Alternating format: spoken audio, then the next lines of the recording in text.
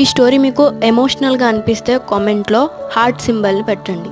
ప్రియా అనే మాటలు రాని అమ్మాయి తన లవర్ శివకి ఎప్పుడు I love you, I miss you, తిన్నావా ఇలాంటి కామన్ మెసేజెస్ ఎక్కువగా పెడుతూ వచ్చింది. శివకి అది చాలా డిస్టర్బెన్స్గా మారి కొన్ని మెసేజెస్కి రిప్లైయే ఇవ్వడు. ఇలా ఒకరోజు రాత్రి ప్రియా నుంచి శివకి ఒక మెసేజ్ వస్తుంది. కానీ శివ ఇది ఎప్పటిలాగానే నార్మల్ మెసేజ్ అయి ఉంటుంది అని ఆ మెసేజ్ని ఓపెన్ చేయకుండానే నిద్రపోతాడు. Next day morning Priya mother నుంచి కాల్ వస్తుంది. ప్రియాని ఎవరో నిన్న రాత్రి చంపేశారని శివకి చెప్తుంది. శివ నిన్న రాత్రి ప్రియా పంపించిన ఆ మెసేజ్ని చూస్తాడు. ఆ మెసేజ్లో శివ, ఎవరో ఒక వ్యక్తి నన్ను ఫాలో చేస్తున్నాడు, నాకు చాలా భయంగా ఉంది, నేను మీ స్ట్రీట్కి దగ్గరలోనే ఉన్నా, త్వరగా రా అని.